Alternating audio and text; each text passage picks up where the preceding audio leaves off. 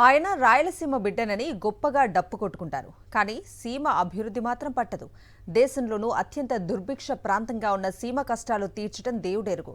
ఇప్పుడు అక్కడి ప్రజలకు కొత్త కష్టాలు తీసుకొస్తోంది కూటమి ప్రభుత్వం. హంద్రీనీవా ప్రధాన కాల్వ ప్రవాహ సామర్థ్యాన్ని పెంచే పనులను రద్దు చేసి సీమ ప్రజలకు సాగునీటి కష్టాలు తెచ్చిపెట్టే కుట్ర చేస్తోంది చంద్రబాబు సర్కార్.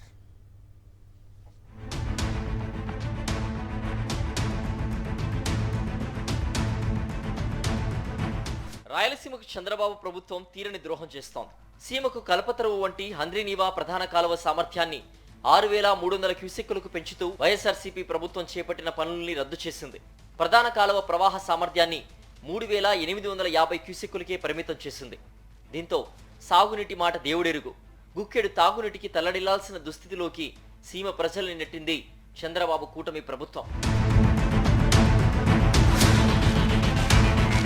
శ్రీశైలం ప్రాజెక్టు నుంచి 120 రోజుల పాటు 3,850 క్యూసెక్కుల చొప్పున ఎత్తిపోస్తేనే హంద్రీనీవా ద్వారా సీమకు 40 టీఎంసీలు అందించొచ్చు. హంద్రీనీవాపై ఆధారపడి చేపట్టిన భైరవా నితిప్ప ఎత్తిపోతల, అప్పర్ పెన్నార్ ఎత్తిపోతల, 68 చెరువుల పథకం, కర్నూలు నగరానికి తాగునీటి కోసం గాజుల దిన్నెకు 3 టీఎంసీల తరలింపు తదితర ప్రాజెక్టులకు మరో 25 టీఎంసీలు అవసరమని ప్రభుత్వమే తేల్చింది. అంటే శ్రీశైలం నుంచి హంద్రీనీవా ప్రధాన కాలువలోకి 65 టీఎంసీలు ఎత్తిపోయాలి. ఇందుకోసం శ్రీశైలం నుంచి రోజుకు 3,850 క్యూసెక్కుల చొప్పున 196 రోజులు ఎత్తిపోయాలి. కానీ శ్రీశైలం ప్రాజెక్టులో అన్ని రోజులు వరద ప్రవాహం నిల్వ ఉండదు. KWDT1 తీర్పు అమల్లో ఉన్నంత వరకు ఏపీ, తెలంగాణలు 811 టీఎంసీల నికర జలాల్ని వినియోగించుకున్న తర్వాతే హంద్రీనీవాకు నీటిని విడుదల చేస్తామని ఇటీవల బ్రిజేష్ కుమార్ ట్రైబ్యునల్కు కూటమి ప్రభుత్వం తేల్చి చెప్పింది.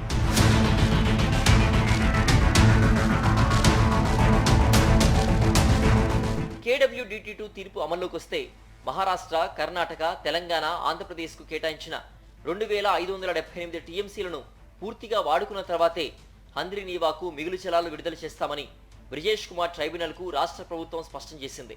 వీటిని పరిగణలోకి తీసుకుంటే రానున్న సంవత్సరాల్లో శ్రీశైలం ప్రాజెక్టు నుంచి హంద్రీనీవాకు నీటిని ఎత్తిపోసేందుకు అవకాశమే ఉండదని ప్రజల్లో ఆందోళన వ్యక్తమవుతోంది.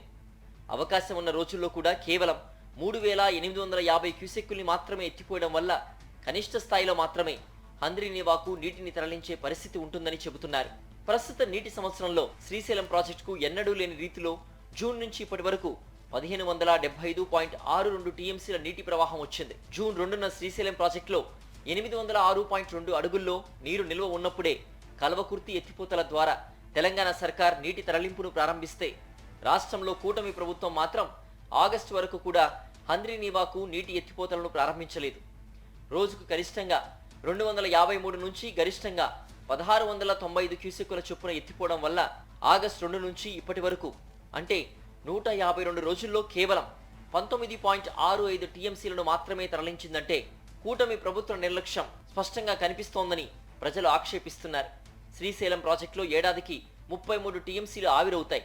అంటే ఆవిరయ్యే నీటిలో 59% మేర కూడా హంద్రీనీవా ద్వారా రాయలసీమకు తరలించలేదన్నది స్పష్టమవుతోంది.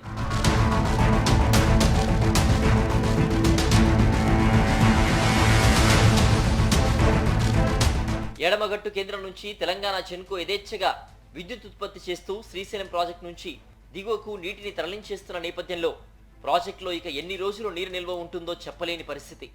దీన్ని బట్టి సీమ ప్రజలకు కూటమి ప్రభుత్వం అన్యాయం చేసిందన్నది స్పష్టమవుతోంది.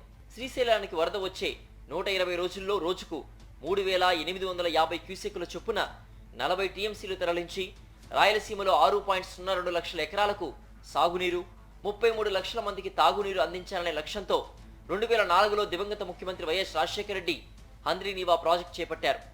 2009 నాటికే తొలిదశ పనులు పూర్తవడంతో 2012 నుంచి నీటిని తరలిస్తున్నారు.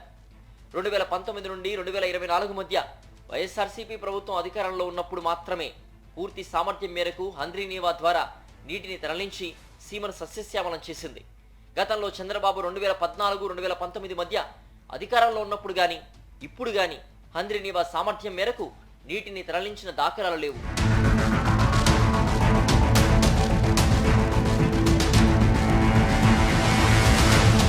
వాతావరణ మార్పులతో వర్షాలు కురిసే రోజులు తగ్గడం వల్ల కృష్ణా నుంచి శ్రీశైలానికి వరద వచ్చే రోజులు తగ్గుతున్నాయి. ఈ నేపథ్యంలో శ్రీశైలానికి వరద వచ్చే రోజుల్లో గరిష్ట స్థాయిలో నీటిని ఒడిసిపట్టి హంద్రీనీవా నుంచి తరలించే ఎత్తిపోతలు, ప్రధాన కాలువ ప్రవాహ సామర్థ్యాన్ని 6,300 క్యూసెక్కులకు పెంచే పనుల్ని చేపట్టేందుకు 6,182 కోట్లతో 2021 జూన్ 7న వైఎస్ఆర్సీపీ ప్రభుత్వం అనుమతిచ్చింది. ఈ పనులను 2 ప్యాకేజీలుగా టెండర్ల ద్వారా కాంట్రాక్టర్లకు అప్పగించారు. రోజుకు 6,300 క్యూసెక్కుల చొప్పున 120 రోజులు తరలిస్తేనే హంద్రీనీవా, దానిపై ఆధారపడ్డ ప్రాజెక్టులకు 65 టీఎంసీలను సరఫరా చేయడానికి అవకాశం ఉంటుంది. కానీ కూటమి ప్రభుత్వం హంద్రీనీవా సామర్థ్యాన్ని 3,850 క్యూసెక్కులకే పరిమితం చేయడం, బ్రిజేష్ కుమార్ ట్రైబ్యునల్కు స్పష్టం చేసిన అంశాలను పరిగణలోకి తీసుకుంటే సీమలో 6.02 లక్షల ఎకరాలకు నీళ్లందే అవకాశమే లేదని, గుక్కెడు తాగునీటికి తీవ్ర ఇబ్బందులు తప్పవని అధికార వర్గాలు స్పష్టం చేస్తున్నాయి. కియా వంటి పరిశ్రమల అవసరాలకు నీటి లభ్యత ఉండదని, ఇది సీమలో ఉపాధి అవకాశాల్ని మరింత దెబ్బతీస్తుందని నీటిపారుదల రంగ నిపుణులు ఆందోళన వ్యక్తం చేస్తున్నారు.